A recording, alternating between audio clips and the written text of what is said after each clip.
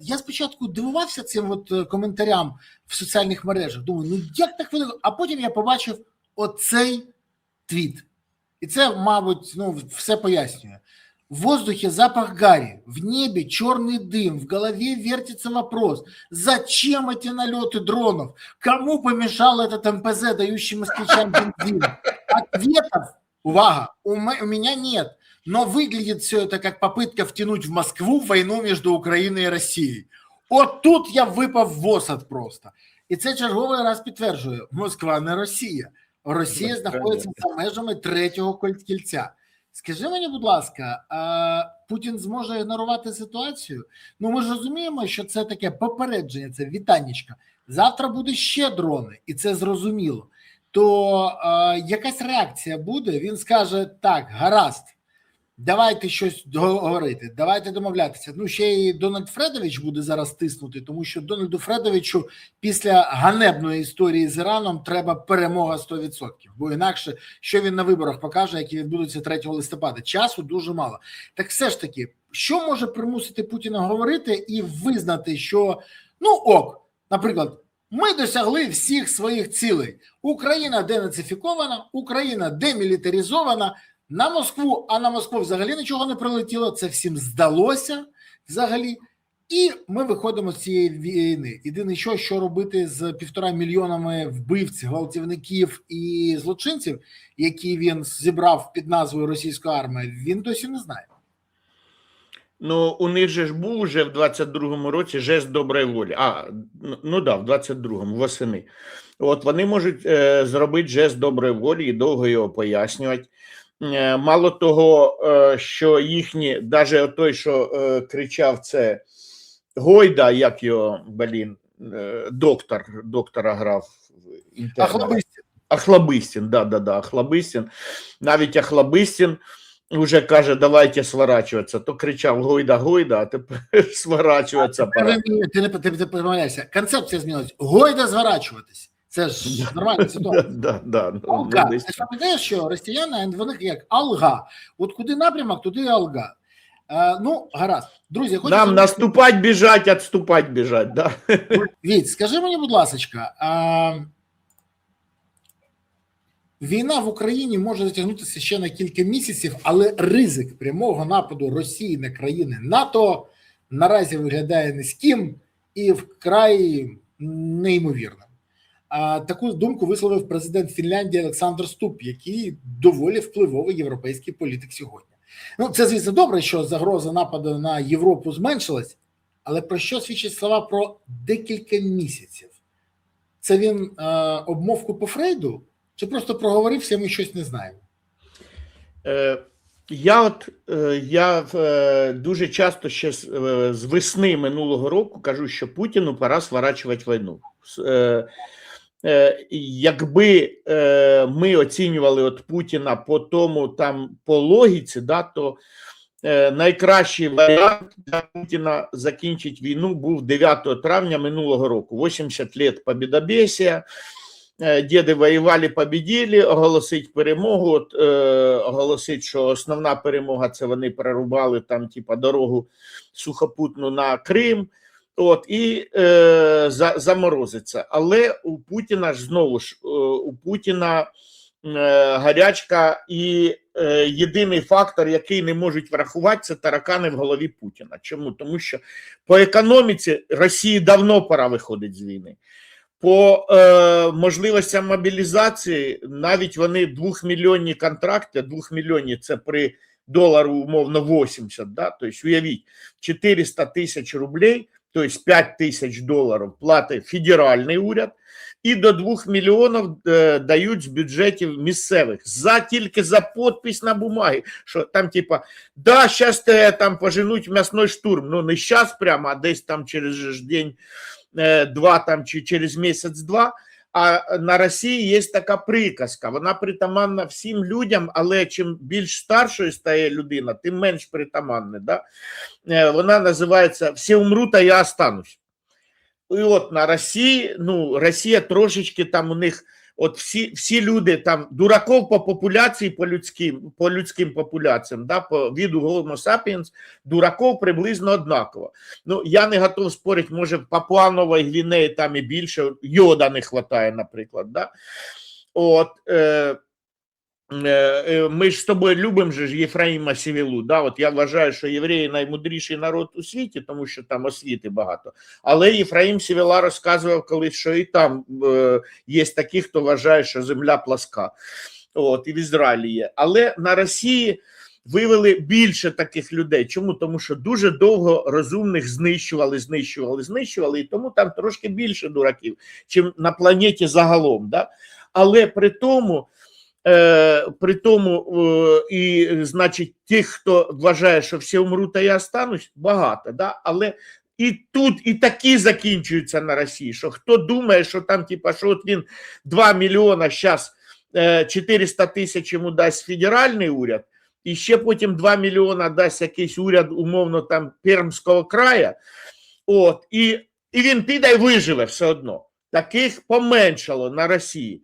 Тобто з мобілізацією у нас погано, і у них погано. З економікою у нас погано, і у них погано. Але от буквально останні дні Путіну показали, що не кинуть Україну, що Україна забезпечена баблом на 2 роки вперед. До кінця 27-го року навіть не думай, Путін, що у нас будуть проблеми. G7 тільки що собрались, і навіть Путін підписав декларацію, що будуть допомагати і дронами, і ППО, і буде всього багато. І Путіну, мабуть, хтось, може, Набіулліна зайшла, пояснила, що тільки економіка Європейського Союзу, без Бритіша, без Канади і без Сполучених Штатів, тільки Європейського Союзу в 12 разів більше за економіку Росії. Путін, ну хто зробить більше дронів, якщо візьметься по-серйозному робити? Да, у нього вся мілітаризована економіка, да, він поставив все на колеса, але в 12 разів вони на сигареті будуть робити більше дронів, ніж Путін, будуть допомагати. І вони сказали, що да, буде Україна робити свою балістику, там Путін буде балістику, причому Путіну теж прийдуть і пояснять, що на 80% це буде начинка вся європейська, ми будемо тільки корпуса робити, і будемо красити ракети в жовто-блакитний колір, от, і писати на них Made in Ukraine, а 80% всіх комплектуючих будуть з Європи, з Сполучених Штатів, і буде їх багато, і ППО, і ще щось. І тому Путіну розказували, він вирішив спробувати за зиму нас, за минулу зиму, нас подолати, не вийшло. Тепер всі, чому і Ступ, і всі кажуть, що там типа з людської логіки абсолютно, тобто, якщо ви дієте логічно, всім зрозуміло, Росія цю війну не виграє. І тому її треба закінчувати до зими. Або оголошувати мобілізацію. Мобілізацію Путін оголосити не зможе до 20 вересня. Чому? Бо 20 вересня у них, з 18 по 20 вибори.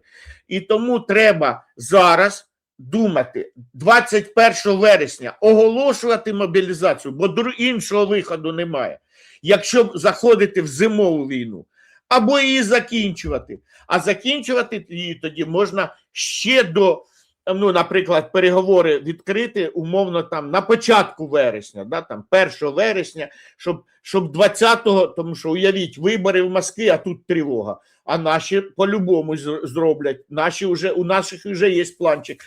Куди бити 18, 19 і 20 вересня. І це той випадок, коли треба бити якраз не по НПЗ, а по Москві, по Пітеру, по мільйонниках, щоб в мільйонному городі була тривога. Тут вибори, а ви сидите в підвалах.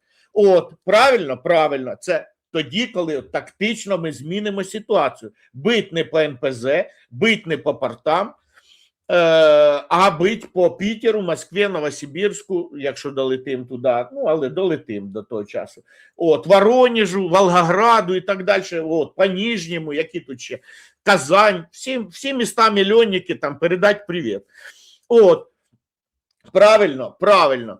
І Путіну треба зараз, от зараз у нього має бути нарада, заходить в зимову війну чи ні. Тому що заходить в зимову війну – це непросте рішення, тому що треба за ним готувати мобілізацію, треба закупувати, якщо там вони 300 тисяч, 400 тисяч хочуть призвати, то на них же треба провести тендера, закупити там умовно ботинки осінні, зимові, термобілизну, закупити ослікові ІА, чим вони зимою будуть наступати, або коли буде бездоріжжя. На цих, на якихось мопедах китайських не пройдуть, та й мопеди, тобто треба закупити мопеди, а на період бездоріжжя там на ослах заїжджати, там, типа, або там провести вже тендер там в лаптях, якщо не вистачає грошей вже в Китаї закупити обувь, да, там, в лаптях і в конному строю, щоб наступати. Але до цього треба готуватися Путіну, готуватися. І тому йому треба прийняти рішення, заходить в зимову війну чи не заходить. Я не можу тепер сказати, тому що я людина, яка говорила, що по логіці Путіну вийти з війни треба було рік тому. І це було б логічно, і він мог би продати перемогу. Тепер йому розказати, що це побєда, демілітаризація, денацифікація, важко. Ну, причому, ну, скажуть, нагнуть Соловйова, Скабєєву, скажуть, розказуйте, це побєда. От, тих, хто там буде писати неправильно, посадить до Гіркіна в одну камеру, да, до Стрілкова туди. От, і все це нарозказувати. Але саме головне, щоб ми з вами знали, що основний фактор, який ми не можемо врахувати, от чому я помилився, що він не вийшов з війни минулого року. Тому що таракани в його голові по-іншому думають, у нього інша логіка. І знову ж, йому, як от кажуть НЛПісти, у нього своя бульбашка. В своїй бульбашці, от теж фактор. Чому Путін так думає? Чому? Тому що він фашист. Фашисти завжди думають, що вони вища раса, а ми нижча. І що нас там треба десь якось ісправити, полічити, подлічити там чи ще що.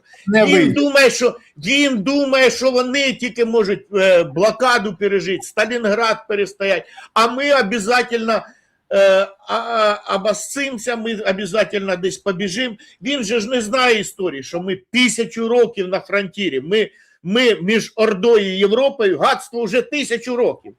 До речі, Владимир Владимирович, там типа 1000 років стоїм, ще 1000 простоїм, і ще 10 тисяч простоїм. Ну, у нас там, ну, нам це написано, да, так просто.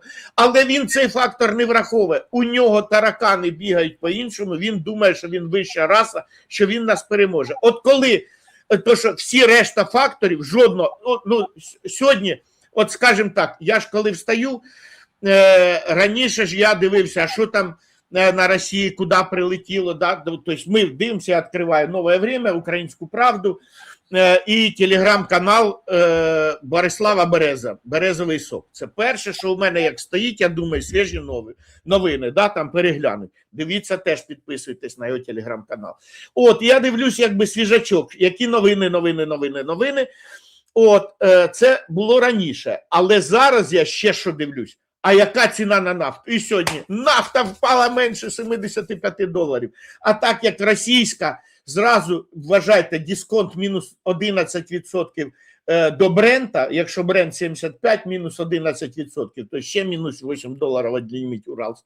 І дисконт, так званий, і дисконт покупки в портах, ще мінус 10% як мінімум, да? Тобто мінус 16% візьміть, мінус 20% візьміть і одніміть сразу від 75%, і ви получите ціну на Уралс, на російську нафту. Красота, красота, просто ж красота. Путін, якщо навіть він думав, що все, що буде нафта там по 150, по 200, все, не буде. Бо Трамп помирився з Іраном. Все, Путін, ну немає. Є один єдиний фактор. Да, він їздив 19 травня в Пекін, він випрашував, то що хтось скаже, фактор Китаю, Китай поможе. Не поможе. У Китаю росіяни просили 50 мільярдів в юанях, типа, дай 50 мільярдів доларів юанями, ми у тебе купимо ту ж саму техніку, у них зараз бензовози горять, їм треба ж китайські закупити, ще там щось, ну оці ж всякі мотоцикли, скутери, на чому же ж наступати же ж треба. Ослики вони в Тибеті, купують ослов в Тибеті, ну це ж правда. В Киргизстані і в Тибеті, я не шуткую, вони купують ослов, чого то, що на ослах нав'ючених воювати краще. От, і оце все, оці всі речі, Китай не дав їм, не позичив 50 мільярдів, не позичив. Чим воювати Путіну? І поэтому один тільки фактор, це фактор вищої раси в голові Путіна. Все, других нет. Ну, Росії пора виходити з війни. І Ступ, як нормальна людина, тобто нормальні люди оцінюють, вони ж дивляться, ну, як ми приймаємо. Рішення приймається на основі якихось факторів, да? навіть ну, в цьому. В житті, да, ціна, якість. Я хочу їздити на Ламборджині, да, там, типа, Ламборджині, там, типа, чи ще що. Я, може, хочу дом в Монако, но живу в квартирі в Сумах. От, тому що там, ну, тому що от фактор, я собі уявив, скільки я заробляю, і там поняв, що мені ще там в Монако не жить. Нормальні ті, хто там міндічі, шміндічі, шурми, ці можуть собі дозволити. Ми не можемо, ми не грабили Україну, ну цим і пишаємо. Я хочу сказати, а ви ще переб'ю тебе, а я тобі хочу сказати, от мені в минулому році хотілося отримати Феррарі, і я майже безкоштовно його отримав. Тоді на заправках Shell була така акція, заправляєш повний бак, отримуєш модельку. У мене є 5 модельку. Ну. Але є 5, не одне, а 5, ти розумієш? Тож частково амбіції задоволені. Якщо без жартів... Я ні разу не брав машину з салону, а у мене всі беушні, які були в моєму житті. Так ну от. Нічого, зате хороше, я на свою машину не жалуюсь. Возить мене дуже...